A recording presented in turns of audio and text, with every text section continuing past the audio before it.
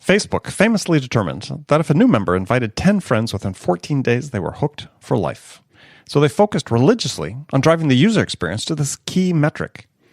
If you apply this product-based approach to B2B sales, then you can identify those users that are ready to talk. And this method is known as the Product Qualified Lead, or PQL. So if you sell in a freemium, open source, or trial model, then the PQL method is critical to give your sales team visibility into who is ready to talk. So talk to your data team, or better yet, partner with Whaler's team of data scientists to develop a PQL model tailored specifically for your business. You'll be empowered by knowing exactly when a user is ready to convert. To see specific examples, go to getwhaler.com/Andy. That's GETWHALR.com/Andy. And as a bonus, if you sign up to learn more about Whaler and PQLs, then Whaler will send you their optimized 2-page master services contract that you can leverage for your own business free of charge.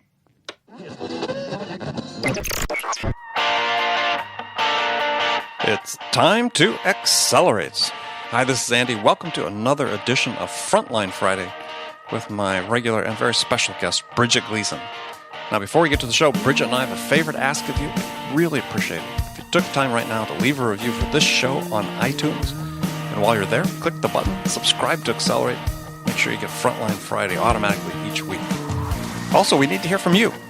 More specifically, we need your sales questions. I mean, what can we answer for you? What challenges do you have that we can help you with? So go to accelerate.fm/frontline and enter your question there.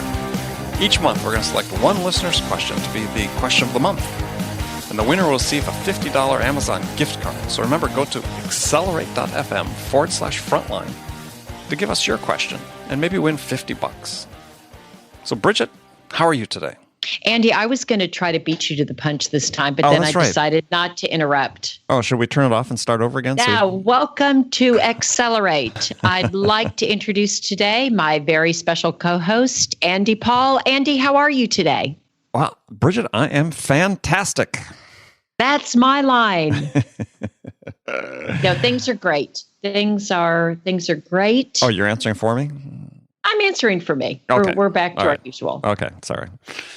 Yeah, things are fine too. Yeah, as we're recording this, we're closing in on Thanksgiving and the holiday season kicking off, which actually I think really starts about Labor Day, but at least that's when I think when the Halloween decorations went out. But yeah, that's true. That's true. Oh yeah, what are you gonna do about it? So, things are good. It's starting to be fall here in New York. I mean, finally. Which is nice. Yeah, it's nice. Yes. You go out for a run in the morning. It's, high 30s, low 40s. I mean, it's just perfect running weather. Can't ask for better.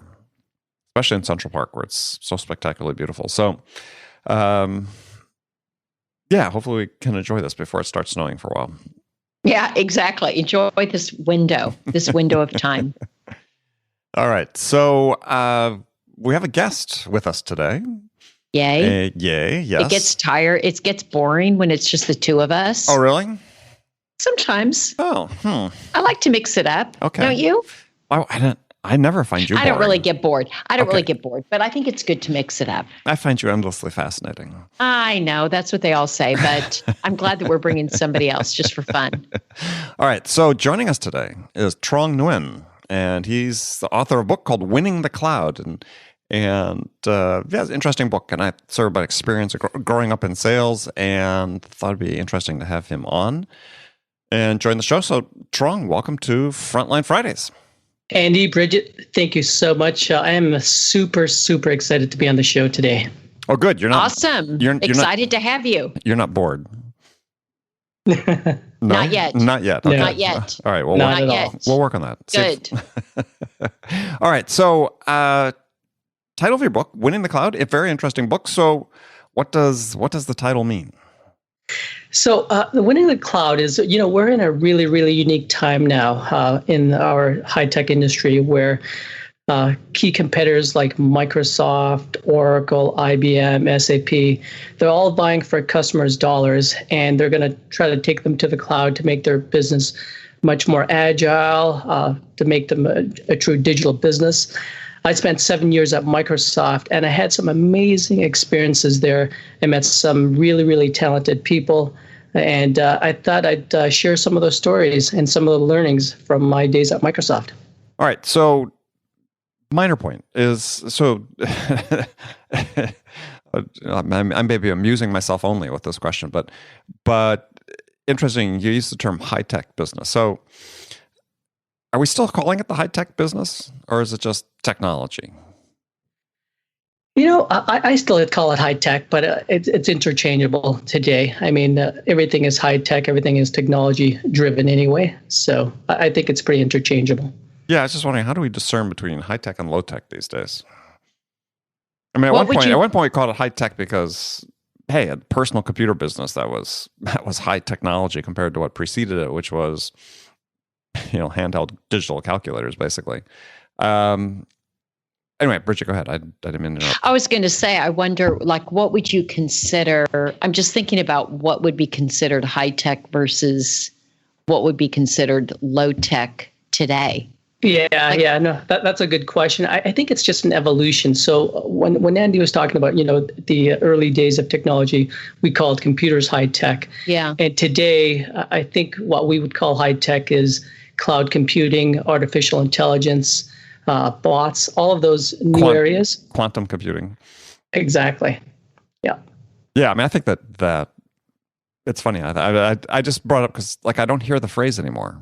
And I thought about this a couple of years ago once when I was interviewing someone, and it's sort of like, yeah, it's like we somewhere along the line we just sort of dropped that high tech, and it's just sort of tech. Right? Because we've Either all. way. I mean, I think it was high tech when the technology was still foreign to a lot of people, right? When not every household virtually didn't have a PC, a Mac, or something, or smartphones, right? I think that was the great leveler. Is everybody's carrying around these huge computers in their pockets, or computers with huge capacity and capabilities in their pockets. So anyway, not to get distracted, let's get back to your book. What was the impetus for writing it? I've always wanted to write a book, and just to kind of share and give back. I've always loved sales. And I just think it's such an amazing profession. It's such an amazing career. I think it's a craft that needs to be honed like all crafts should be. And I wanted to kind of write a book from a salesperson for salespeople to kind of give them a sense of, hey, here's the trials and tribulations that we all go through. And we all go through it, so you're not alone. And here are some lessons learned that may help you accelerate your sales career, and just have a lot of fun doing it at the same time. So that was really the impetus for writing it. Well, in the book, you talk about asking what you said was the wrong question, which is the question wasn't, what do I have to give up today to have what you want tomorrow? But really more, it's just an acknowledgement that being in this field and doing what it takes to win has costs. And that people need to acknowledge what that is if they're really going to succeed in sales. Yeah, absolutely. I think some people go into sales with the wrong, preconceived notion. They think sales is really, really easy. Oh, I'm just going to take, my clients out to lunch, to dinner, schmooze them, and all of a sudden I get the sale. And I have to tell you, I'm not sure if you and Bridget find this, but it couldn't be further from the truth. Sales is really, really, really hard. You get no's every day, 9 out of 10 times. And for you to be a true student of the game, and I say this in the most serious way, you really have to study up on your customers. You have to know their business inside out. You have to study up on your competition, know them inside out. And you have to know what you're selling and how it's going to make your customers' lives better, easier. And that's how you kind of win in sales, right? It's really not about hey, let me take you out to lunch and here's the PO. Yeah, well, I think that the analogy I like is, and it always comes to mind when I'm watching a bicycle race. I love watching bike racing on TV and Tour de France, let's say during the summer. And there's a breakaway going, and they're always sort of speculating whether the breakaway is going to stay ahead of the peloton, and somebody from win the stage coming out of that breakaway. And they always talk about how much they're willing to suffer. And I think that's sort of, it's not the same physical suffering necessarily in sales, but there's that aspect of it. How much are you willing to invest of yourself in order to win a deal? Yeah. I got to tell you, over my career, and I can count back all the major game-changing deals I've done, it took a lot of hard blood, sweat, and tears with myself, with my teammates. I mean, there were months, days, a period of 3, 4, 5 months where we would all work 14 hours, 16 hours a day, 6 days a week, right? And that's what it took to win. That meant sacrificing a lot of personal time, a lot of vacations, time with your significant other. So winning, I think there's a cost to it. And I think each one of us has to make a determination, hey, are we willing to pay the price to win or not? And there's no right or wrong answer here. It's all very individual, right? But winning does cost. Well, and what do you think? Sorry, go ahead. Andy, Trong, so we're talking about all the costs, like, and anybody listening that maybe isn't in it would say, why bother? What's the other part of it? Why bother? How would you answer that? The great thing about sales is there's intrinsic rewards and extrinsic rewards. So let me deal with the extrinsic rewards first. It's a great business. You are really the boss of your own business in sales. And the harder you work, the luckier you get, and the more money you can make. So there's definitely a lot of rewards out there financially for you to be successful in sales. So I think that's one component of it. The more intrinsic rewards, which I kind of like a lot more, and that's what really drives and motivates me, is, what kind of difference are you making? What kind of impact are you making for your customers, for your business partners? How have you radically transformed and changed their business? And to me, I just find that very, very satisfying. And especially in the field that we're in right now, I'm in technology, everything moves and changes so fast.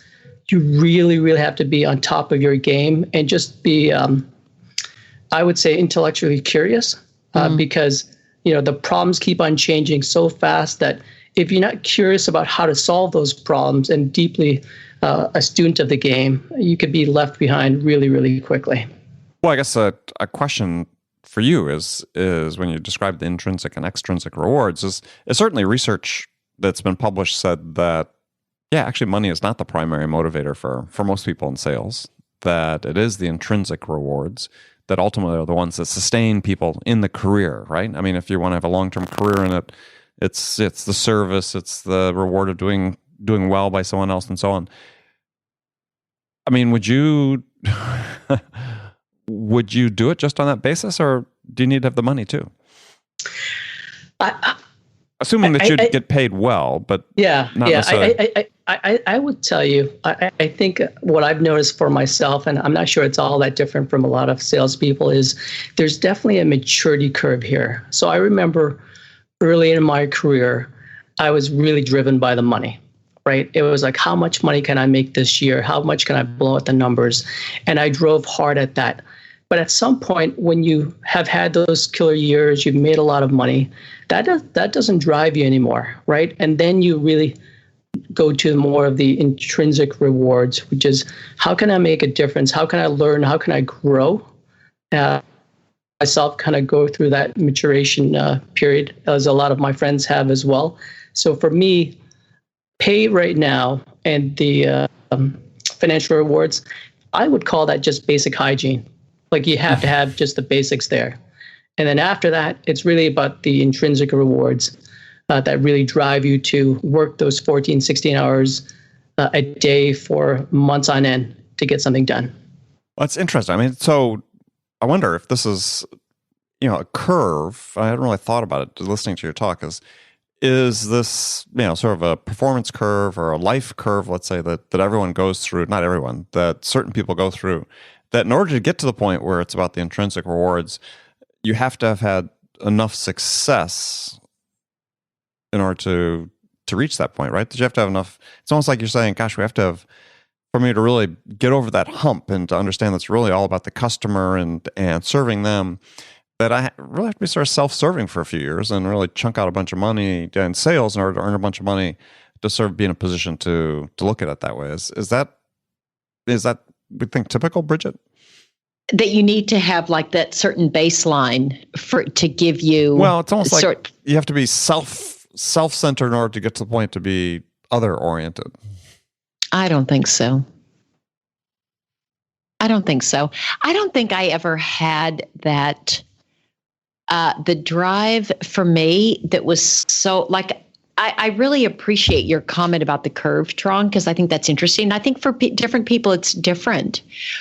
I think the money portion of it is important in that it's a lot of work and it's stressful.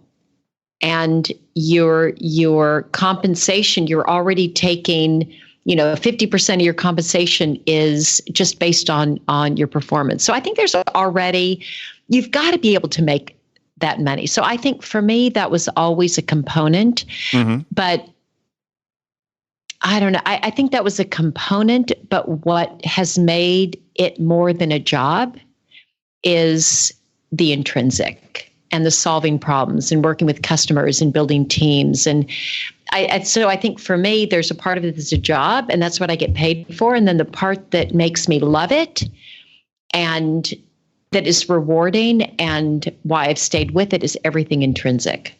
That's what's made it more than a job. Well, let me ask the question though of Trong. So Trong, you described this, in the early years, you were much more focused on your compensation and the incentive compensation portion of it. Do you feel, and then you said you sort of moved into this phase where it's more about the intrinsic rewards of serving and so on. Do you feel you were less customer-centric in those early years when you were more focused on the extrinsic rewards? Less than I am now, for sure. I think if I was being honest, I would say in my early years, it was really more about how can I get deals done and how can I kind of maximize the comp, right? And I wasn't looking at it in terms of, hey, what kind of customer problems can I solve and how can I help their business? How can I help them grow? Where now that's how I approach it, right? So I would say so. And are you having more success now than you did then? Oh, massively, massively. I mean, the relationships I've built, I think over the last 10, 15 years with that approach, I mean, they've sustained and carried me through, have been with me all this time. I mean, those are the kind of enduring relationships that you really want to have. It's not a one-off. It's not a transaction where you sign it, you're done, and you move on. I mean, I call on the CIOs that I have for the last 15 years today, even though we do no business together, because, we've developed a relationship and we've become friends over time as well. Yeah, it's an interesting question, though, just to think about it. And I was triggered by your comments. Is like, okay, if we're tracking the career arc of top performers, does everybody sort of start off being a little more mercenary before understanding that really the path to greater success doesn't mean that they can't end up selling stuff early on and make some money, but the path to greater, more consistent success is to be less focused on that. And I just wonder whether it's, that's a revelation for people or it's just a matter of maturity and perspective, but it's interesting. You triggered an interesting thought there. Did you find for you, Andy, that it followed the trajectory that Trong mentioned of like initially being more about just making the money and taking care of yourself, and then it changed? Not for me. I mean, that could be a function of where I worked, because even if you hit it out of the park, you made diddly squat. In a real sense. I mean, part of the reason people, the computer company I worked at back in the early days, part of the reason people are fleeing it like rats is that, you get recruited to go to one of the competitors and make twice as much money overnight. And I made the decision to go into management rather than do that. So, I think it's more about the intrinsic rewards for me, but some of those financial rewards came a little bit later. Oh, cool. So, you had some life lessons you talked about in the book, and we've covered some of them, but, some are just sort of basics. You talk about, work-life balance being a myth. So how do you integrate work and life together? Andy, I don't know if I've got that figured out yet. I can tell you, I have always struggled with work-life balance, where, I used to work 80 hours a week to the detriment of my family. I've started doing a bunch of other things just to kind of help me get grounded and get better, but I don't think I've nailed it yet. I started taking karate and kind of pursuing that just to kind of get the physical element and exercise back in there. I started forcing myself to ensure that I read at least, and I loved reading, right? I loved reading, to read at least a book a month. And then I forced myself to kind of spend more time with family. And when I'm there, just be there, right? And I could tell you in my 30s and my earlier days, when I was with my family, I was multitasking. My mind wasn't there. And, they're smart. They know it, right? And I think that hurt me early on. But now when I'm there with them, I make sure that I'm there with them, right? So I think those are things that I'm trying to do. Yeah, and I think the whole thing about being there wherever you are is really the key. And it's hard early in the career. I certainly empathize with what you were talking about. I mean, I think it's part of that learning curve we go through when you're ambitious and you're having some success, because success breeds the desire to succeed some more. And you feel the pressure too in sales. Once you've had a great year, the pressure there is to have another year and so on. It's hard. And certainly the way our technology and our personal technology has evolved, it's not made it easier. But I think for me, I mean, it's a lifelong struggle for all of us, because the technology, we're all evolving with the technology as it evolves, and that for me, it's like focusing on, okay, wherever I am, that's where I need to be, right, and be fully there. And if you can do that, then you sort of extract the maximum out of every moment of your life, including when you're with with customers, with family, and with friends, and so on. Yeah, totally. I tell you, Andy, I wish I'd learned that lesson in my 20s. I would have been so much better off, but I'm so glad I learned it now, though. Well, I think we all continually learn it. I mean, it's a struggle. I mean, yeah, I would say that's true. I think that's a hard one to learn in your 20s, Trong. I feel the same way. I wish I'd learned it in my 20s. And Andy, as you say, it's a daily practice. This is not one, at least for me, that was sort of one and done and mastered. It's a constant vigilance to try to stay present in whatever's happening or whoever you're with. But it's a worthwhile endeavor. Well, and there's been studies, and you and I talked about this in a previous episode about happiness and the study of happiness, where being happy is a key to success in business and life. And one of the ways to increase your happiness, as research is being done, is saying, you got to quit trying to multitask. Because even though on one hand, people say the reason, we're become super checkers of our phones is there's this dopamine rush. But they're really finding that's, sort of a high, is that there's really stress that comes with that. And, the more that we can sort of eliminate some of that just fundamental multitasking in our lives and be more present, then our levels of happiness go up and our productivity will go up. Cool. Trong's out to do it. It is. It's true. I think it's great. It is true. And it's, I think it's it's a hard lesson. I think we're sort of at a unique time, I think a little bit unique in history, given sort of the amount of technology that's come into our lives, certainly in our lifetimes, Bridget. We're all newbies, no one's had a smartphone more than 10 years, right? Yeah. So we're all learning. It's still, it's ever present. It's not like this. It's not like I could have learned that lesson in my 20s. It didn't exist. It's so funny. You'd mentioned that, and I was thinking, we have so many devices in our home, and what my wife and I have done is, when we're at the dinner table having dinner as a family, there is no such thing as a device. Right. Like we sit down, we talk, we go pure analog. Right. And it's so, I think, joyful. It's the right word to describe it. And then what we do with our kids too is, when they go to bed at nighttime and we put them down, all the devices leave their room. And so they all go to our charging station down in the family room. So, we ensure that, a device is not going to go off in the middle of the night, or they're not looking at their screens before they go to bed or anything like that. And, what we've noticed is that they're actually much happier, right? When we do that for them. So. Yeah, well, I mean, there's there's all sorts of stuff that's been written about. Yeah, get the screens out of as adults, right? Trying to sleep hygiene, right? Get the screens out of your room and so on. And yeah, I mean, we don't have TV in our bedroom, my wife and I. I never have, and that certainly I think is a good practice. I wish we could say we got rid of our cell phones and otherwise, but even though as your kids grow, it's hard to say, I'm gonna have my phone in another part of the house when somebody might need to get hold of me. I don't know about you, Bridget. Do you keep your phone by your bed? Yeah, I do. I do for an alarm, although I never use an alarm, and that's where my charger is.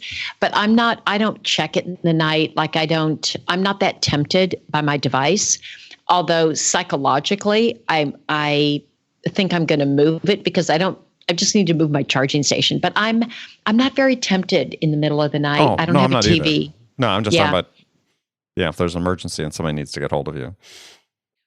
Well, and that is actually that's more the reason that I have it. But I mean, right now I'm in an apartment in Boston, and I'd be able to hear it if it were in another place in the apartment. So I can move it and still have it. I think for me, having the phone near me is just sort of a leftover from when my kids were young and I was a single mom. Yeah. And just needing to have it close by. I think some of it just has been this ingrained habit. They are adults now. I don't need to be by the phone. I think, they don't need to be picked up from school. Nobody's going to call. The school nurse isn't going to call. Then you pick them up. I'm good. Cut that cord, Bridget. Cut that cord. I know, Trong. I know. Move that charger. It should have been. It should have been about 10 years ago. Well, hey, as I said, smartphones didn't exist. They were just coming on board 10 years ago. I mean, it's hard to believe when you think about it. Because I was at the Apple store this past weekend looking at the iPhone 10, or drooling over the iPhone 10. I can't remember one of the two. And I think about how far it's come in 10 years. Just the fact it's only been 10 years. I mean, that's the part that's just, to me, it's mind-boggling. I mean, you look at just how pervasive smartphones around the world are. And I mean, I remember, back selling satellite communication systems to be able to, provide telephony to rural areas. And then suddenly cell phones showed up, especially smartphones. And it's like, that all disappeared. Everybody's got a smartphone all over the world. That's so true. So, okay, let's get back to your book for a second, Trong, because I didn't want to ignore that. But so I guess sort of a question is, it's like, and I'm saying this gently, but I mean, do you hate old people? No. There's a quote in the book. The VPs that I worked with who were born in the 60s and thought Father Time had died of a heart attack because everything they did was frozen in time. And you're saying they didn't understand analytics or Internet of Things or cloud computing. That might as well have been UFOs to them. So is there just as someone who was born even before that, is there some sort of overgeneralization there? There is a little bit. So let me give you some context to that we're spreading there as well for storytelling purposes. So I was looking after a large global bank, and in the banking industry, everyone's been in their same jobs in the company for the 20 to 30 years. That's the standard lifespan in banking, and then on top of that, it's a Canadian bank. And, I'm going to overgeneralize here just because I'm Canadian. So everybody I can say was very nice and polite. Yeah. Canadians in general are just very, very conservative, right? So you have the combination of being in banking, which is conservative by nature. And then you have Canadians who are conservative by nature. And then everyone there that I dealt with was just very, very conservative to the extreme. Mm-hmm. And they didn't want change. So I posed a real threat when I said, hey, let's mix things up a bit. Let's change this. Let's change that. And they're like, no, we're not changing anything. And so that was the background into the story. Well, I couldn't resist a little jab since you worked for Microsoft. This, founded by a number of people who were born in the 1950s. So, exactly. I don't think they're obsolete yet. So I liked another thing that you had that I thought was interesting. A observation about the challenger sale, which I thought was, and why most salespeople are incapable of doing it. And you were talking with a customer about why you were failing, and you said, challenger sale talks about challenging your customers, but missing a chapter about challenging yourself. So what did you mean by that? Yeah, so, Matthew Dixon wrote The Challenger Sale, and it's a great book for those of you who have not read it. Pick up a copy, read it. Don't forget Brent Adamson as well. Yeah, Brent Adamson as well. You're totally correct. And basically what it tells you is, hey, challenge your customers, push them, make them uncomfortable so that they can become better, so that you can make them better. But I think there's a missing element to that. As I was dealing with these very, very tough banks, right? And, we sat down in a very kind of calm, collected manner, and we discussed things as to why we couldn't do certain things. And the customers actually challenged me back, and they said, hey, listen, that doesn't make a lot of sense, right? If what you're telling me is true, why can't you do A, B, C, and D? And as I sat there with them listening, I thought, oh my God, they are completely logical. They're completely right. I need to bring this back up to my management team and get this addressed because, we're not always right. Like we think as the vendor in technology that, hey, we have the answers to everything. And you know what? We don't, right? And sometimes customers have the most insightful and valid feedback. And we need to challenge our leadership team, our management team to go, this doesn't make any sense. We're wrong. Let's go fix it and change it, right? And so my message is that, we need to have the intellectual honesty in our companies to go and be able to address it with our leadership team when we're wrong and be courageous enough to go fix it. No, I agree, 100%. That's a great point. Bridget, sound like you're ready to make a comment. I think I was just mumbling in agreement in affirmation of it. Yeah. Well, I think just it's a plus one. Yeah, plus one. Plus one, right. Well, I think it's a great point. I think it's one of the fallacies of the challenger sale is, just as you said, it's built on the presumption that your insights as a vendor are superior to those of the customers. And while undoubtedly there are instances where that's the case, I would put those in the distinct minority, quite frankly. And I think that there's a mistake that salespeople make all the time is underestimating the sophistication of their customers and insights they have about their own business. And in some cases, the insights about your business, you as the vendor. I mean, totally agree. There have been many times in my career where I learned a lot from customers that along the lines that you talked about, that was extremely valuable feedback for the company, and oftentimes, became sort of decisive. And later on, when we sort of altered what we were doing, our strategy, or how we positioned a product and sold it based on feedback from customers, that made it that much more successful. Totally agree.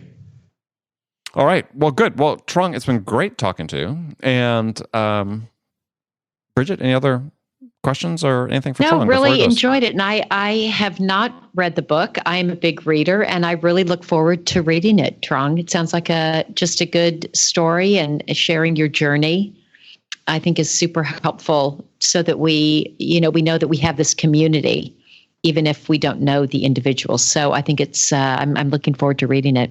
Yeah. So awesome. Trong, before we sign off, so tell people again the full title of the book and where they can get it. Yep. So you can buy the book. The book is called Winning the Cloud, and you can buy it on Amazon. And if you guys want to get a hold of me, find me on LinkedIn. Would love to connect with you and share more war stories and help in any way I can. All right, perfect. All right, well, Trong, thank you. And Bridget, as always, thank you. And friends, thank you for joining us today and participating in the show. And we'll look forward to talking to you next week. Looking forward to it.